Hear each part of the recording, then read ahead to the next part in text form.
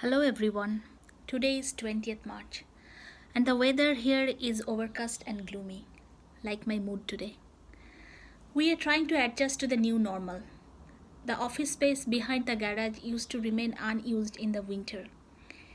It's too cold, but now we have made it workable with a couple of heaters and a few cozy rugs.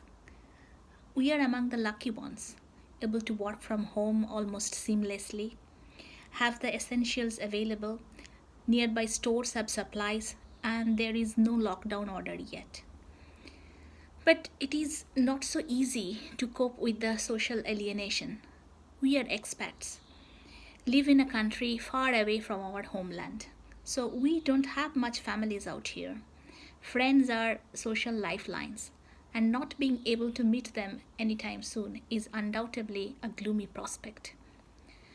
Then we have most of our extended families back in India. Fortunately, there is not much spread there yet, but I shudder to think what will happen if the contagion starts in the densely populated cities where most of our families live. They have already taken measures of shutting down schools, universities, and trying to limit the social contacts. Given the handful of confirmed cases, at first it seemed like an overkill. But now, after looking at Italy, I'm not so sure. It's probably better to err in the side of caution. I have also started missing meeting my colleagues physically.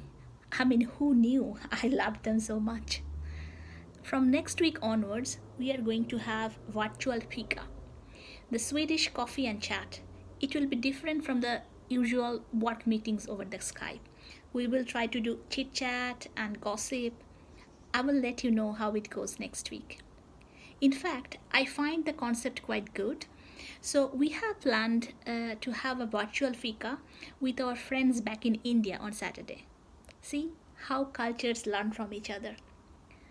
At the end of the day, human beings are social creatures.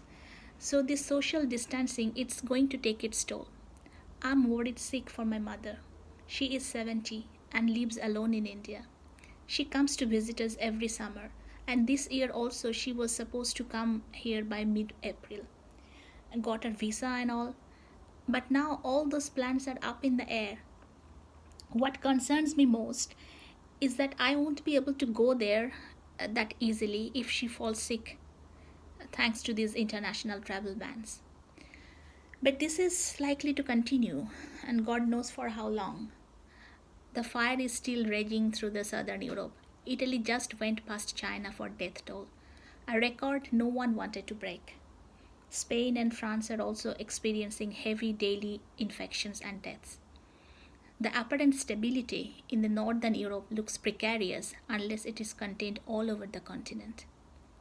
There are, of course, some positive news from China. No new domestic cases. If you can believe in that data, it's really reassuring.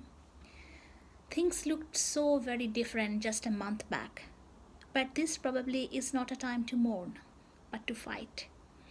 The load on internet and mobile network is tremendous. Suddenly my job has come into the limelight. Usually we are behind the screen while all the song and dance go about the commercial packaging on the services which run on our infrastructure. But from the past 1 week or so, I could see articles on infrastructure and the personnel who maintain it. Our unsexy but crucial jobs getting all the traction now.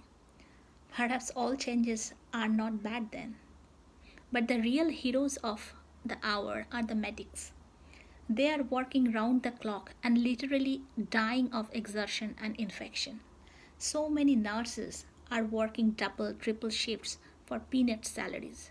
And if they're based in UK, they find empty shelves in the supermarket when they finally get time to go there.